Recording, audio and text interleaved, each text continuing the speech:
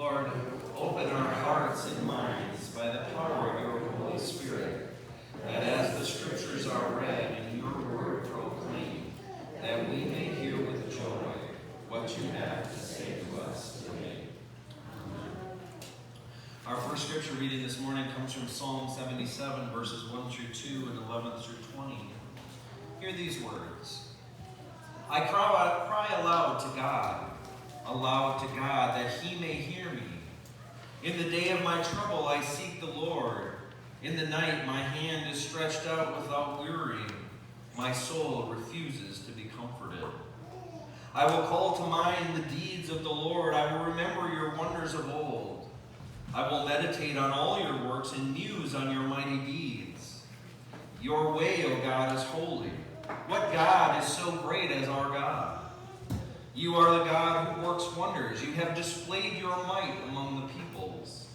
With your strong arm, you redeemed your people, the descendants of Jacob and Joseph. When the waters saw you, O God, when the waters saw you, they were afraid. The very deep trembled. The clouds poured out water, and the skies thundered. The arrows flashed on every side. The crash of your thunder was in the whirlwind. Your lightnings lit up the world. The earth trembled and shook. Your way was through the sea, your path through the mighty waters. Yet your footprints were unseen. You led your people like a flock by the hand of Moses and Aaron. Our second reading comes from the book of 2 Kings, chapter 2, verses 1 through 2 and 6 through 14. I'm going to invite Karen to come and share that with us this morning.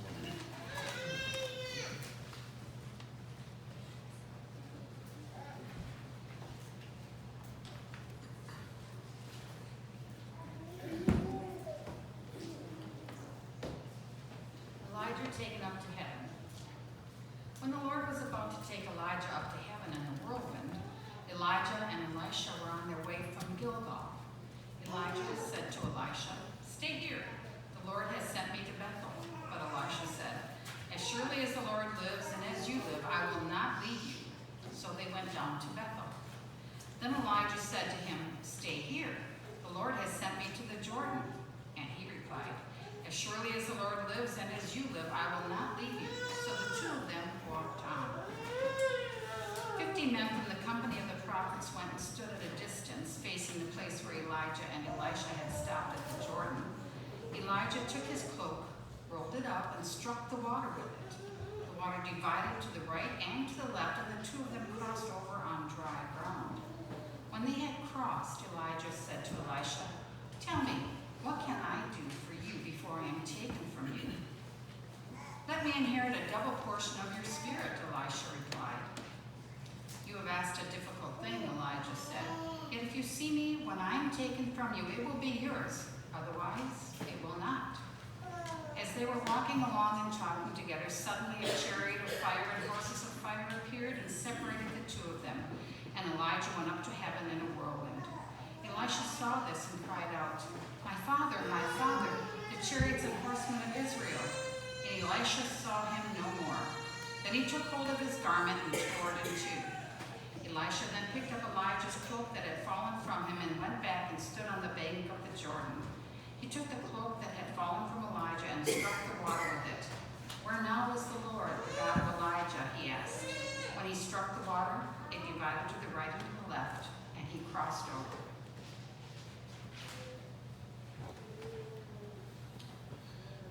This is the word of God for the people of God. Thanks be to God. All right. So last week, if you were with us, we took a few minutes and we looked at the life of Elijah.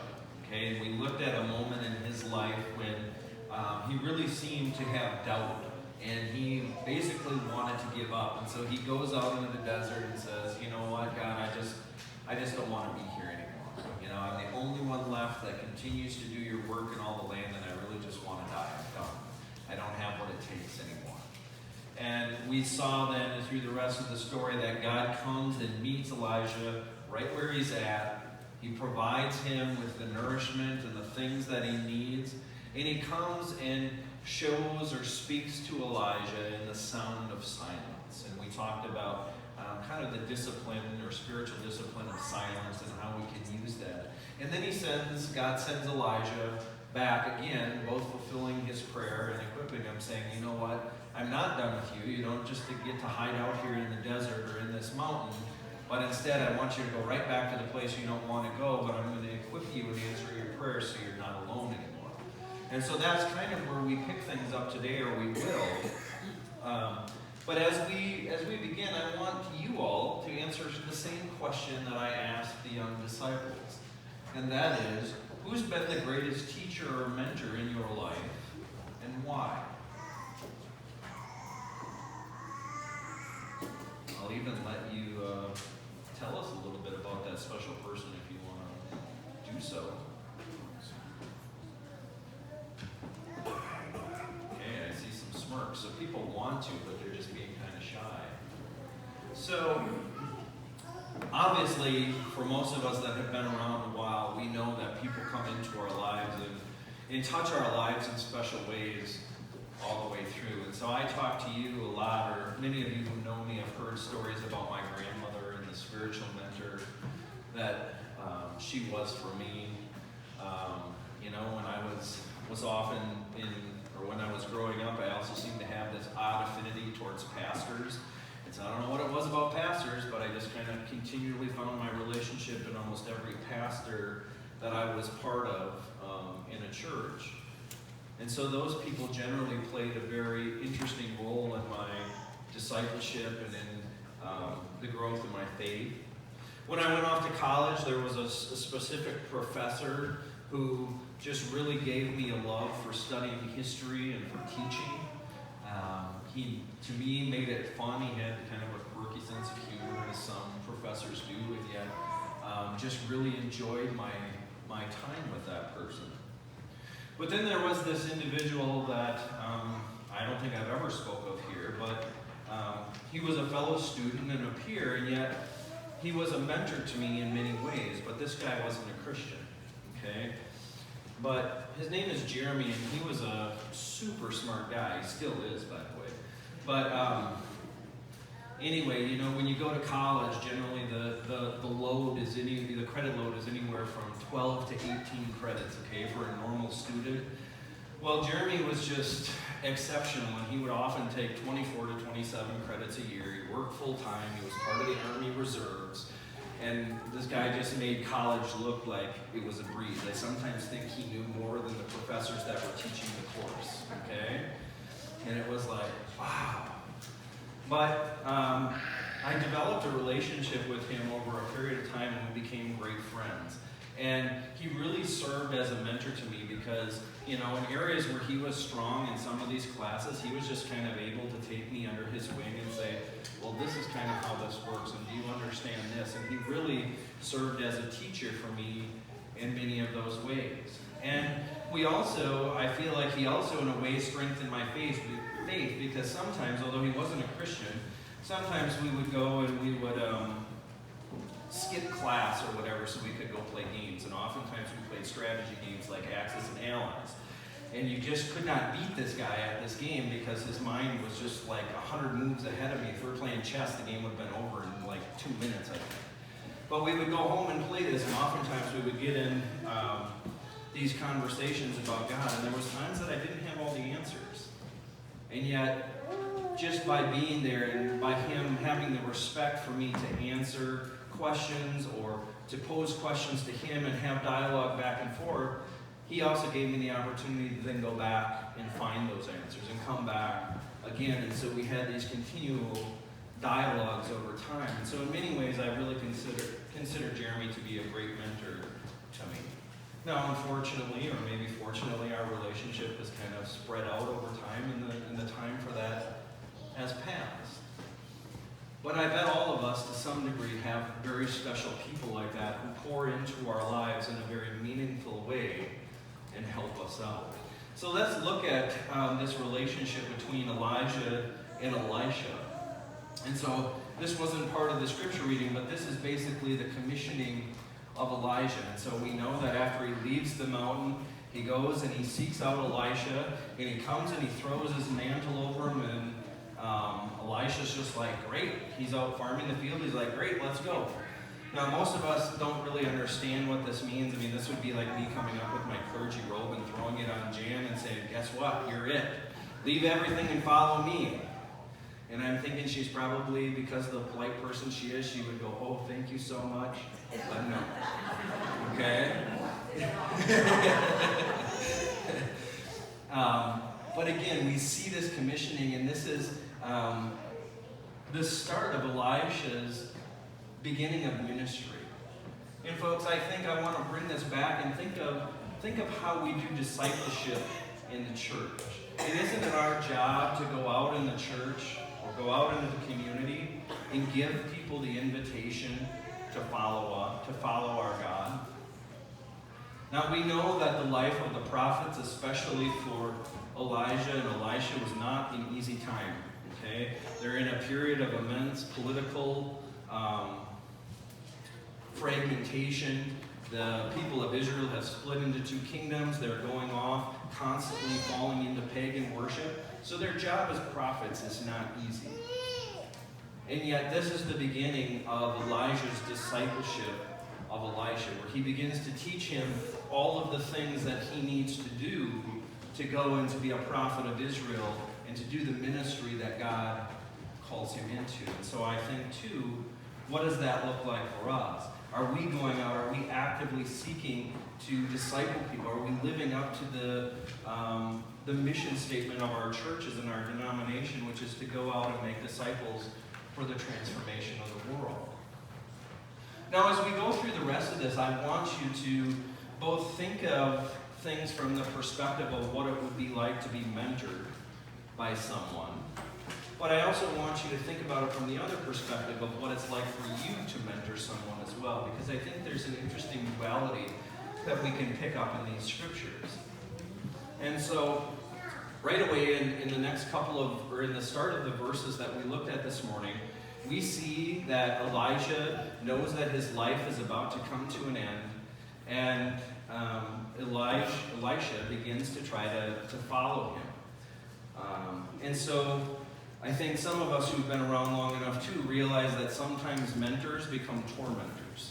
Okay, that's just kind of the nature of their job. And so Elijah, knowing that the end is coming, continues to teach Elisha, even though he knows his time's almost up. And he tests him by saying, you know what, Elisha, I need to go to Bethel, and I need to go to Jordan, and I need to go here. You just stay here. And yet each and every time, Elisha says, nope, as long as you're still alive, I'm going to follow you. And again, that shows the commitment of this student or this disciple's relationship with Elijah and his need to go and to continue to learn. So if we look at it from this perspective, from the perspective of being the mentor, we know that our job is never done. That even if we're on our deathbed, we may still have something to teach, something important and profound. Okay? If we're the disciple or the mentee, then how might we feel knowing that our teacher is about to leave us? You know, the disciples struggled with the same thing when Jesus was just about to be taken back up, and we're like, what do we do now? Will we have the faith and the strength and the perseverance to walk the road that he walked? Will the 3 years that we spent with him mean anything? And I wonder if Elisha didn't have some of those same questions going through his mind as he said, will I have what it takes to lead these people? And so, folks, think about that in terms of our relationship in the church. You know, discipleship is an important thing, and we ourselves need to do it. We need to continually be learning and growing ourselves, and then in return, we need to be teaching other people. And so the whole purpose of much of our Christian education, whether you're in David, Marianne, or Michelle and Amy's classes, they're all designed to teach and nurture to a certain point where you then will begin to be able to walk the path on your own. And so as students, we can't just, as Paul would say, we can't just continue to drink the spiritual milk and never move on to greater things. And so we see the discipleship and the constant growing of Elisha here. Now, as things draw close, they decide to go over the Jordan, and so Elijah rolls up his cloak or his mantle into probably the shape of a staff, and he slaps the water of the Jordan, and they're able to walk across. And as they go, Elijah, I think again, maybe as a test or maybe as a sincere question, says, okay, Elisha, knowing that I'm about to go, what is it that you would desire from me? And Elisha, I think, responds very humbly and very appropriately, and he says, you know what? Please let me inherit a double portion of your spirit. That is, I see the Holy Spirit at work in your life. I see God's presence in your life, and I know that I can't do this. I mean, this would be like me trying to rival and compete with Jeremy in college. Like, I see you. You're this zealous prophet who just does God's amazing work, and I don't know if I can walk in those shoes, and so I want a double portion of your spirit. I want God's presence doubly put on me, because that's the only way I'm going to be able to go and do the work that I've been called and discipled to do. Okay, and so again, folks, we need to continually to grow, and I think the thing that struck me as I thought about this is the people that we seek to be mentors and teach us, do they have the presence of God in their life? Do we have the presence of God in our life to the point that people would seek us out to be taught by us or to be mentored by us? And again, I think the beauty of this is that, again, teaching is one of those things that you're just never completely equipped for. No matter how many years you've been teaching, there's always answers you don't know. There's always challenges that will arise, and so we need God. Okay? We can't just disciple without God. That doesn't create anything. And so as they continue to walk, all of a sudden, this miraculous chariot of fire and fiery horses come down, and they swoop up Elijah and they take him to heaven. Okay, now there's obviously some symbolism there. Some scholars believe that that Elijah could be seen as kind of this spiritual force, this spiritual commander who was in charge of the kingdoms of Israel, and that he basically mounts his chariot and goes up to heaven. Other scholars say, well, you know, if you read later stories about Elisha, we know that at a specific battle, he opened up the spiritual veil and he showed people the spiritual realm and God's army on this mountain, and because of that, the victory was won. And so again, some symbolism there, but as we go on, we see, again, if we play from the heart of the student, we have to think of what it's like to lose some of these important mentors. And so here we see Elisha cry out, Father, Father. And so again, this man that he never knew that just came and draped his cloak on him, their relationship has become so close that he begins to see him as a father or as a brother. I don't know if any of you have experienced the depth of that type of relationship, but gosh, it's tough when we lose those people. So for me, to lose my grandmother, I think would be about the same as that, at least in the emotional response we have. And so Elisha gets a little distraught and he tears his clothes. And folks, I think this is again where the rubber meets the road for many of us, because now that person is gone. And will we be able to walk the path that they have prepared us for? So all the time that I think of like my grandma saying, oh, guess what? Josh will do this in church. Josh will do this in church. Josh will do this in church. Josh will do this. Josh would love to do that. All the times I got voluntold to do stuff, would I really be able to walk the path now that she had prepared me for in that moment? And so that becomes the next start, and we see the transition of student or disciple to teacher. And so we see Elijah, as I said, go from being a disciple to becoming a full-blown prophet. And he walks back, he picks up Elijah's mantle, puts it on his back, and slaps the Jordan again and walks back across, and he goes out to go and do the ministry that God has called him to do. And so folks, again, we never know how important our influence may be on someone. One of the reasons I continue to try to engage the schools or work with kids, I know some kids struggle. Some kids don't have great family lives. Some kids, just have a really tough time. And I think, and it's kind of my prayer that it's like, if I can just have a little bit of influence on that one person's life, on this little kid's life, we never know how that might change the direction or the course of that person's life, and how, just as when you throw a rock into a calm pond and the ripples just go out, we never know how many other people that one person may go and impact simply because of what God did through us in that person's life. And so folks, again, let us both as a church, let us continue to grow and learn. Let us take on teachers and mentors that will move us forward and help us grow in our faith. But let us also walk the road of the teacher and the mentor and be that spiritual guide for other people. So some action steps for you this morning. I would invite you to continue reading some of the stories of Elisha. And you can find those in 2 Kings 2 through 8 and 13 through 25.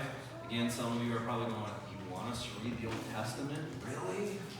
So I helped you out, and if you want, I gave you some questions to maybe help guide you through some of it. So the first one is, as you read the stories of Elisha, what do you learn? What are just some of the things that you learn about his life or about the ministry that he does? And then, probably most importantly, what do you learn about God through those stories? Then, how can you apply the things that you've learned to your life? Do you see practical application anywhere in that? And then I invite you to think about questions that you have and things that you don't understand, because this is where you grow. And so, yeah, sometimes it's uncomfortable to come to someone and say, hey, I don't know the answer to this. But this is what we're here at the church for. We're here to grow together and to do things together. So don't be afraid to ask David or Mary Ann or Michelle and Amy or any of your teachers or myself. If you have questions, ask, and let's grow and work towards these things together. Secondly, I would invite you, if you don't have a mentor, to really consider getting one. And again, maybe that mentor relationship might not be an Elijah and Elisha, deep relationship, but have one and seek one out and begin to pray that God moves some people into your lives that you can really benefit from learning from. Again, the internet, while it can be a dangerous place, is also an amazing resource. Because if you get tired of listening to me, guess what? There's plenty of other pastors that you can go and use as a mentor. If you don't like to read scripture and learn from that, there's plenty of other teachers and resources. You can listen to the Bible online. You can practically watch movies of the whole Bible now and learn many of the things you need to do. And then finally, folks, consider being a mentor for other people. And again, we just never know the effect that we will have on someone's life. And so again, I think back to Eileen's statement from a couple weeks ago about that little boy. And will that experience change that boy's life? And will he go on to impact the lives of other people who may struggle with that same type of thing that he has? So God bless you guys.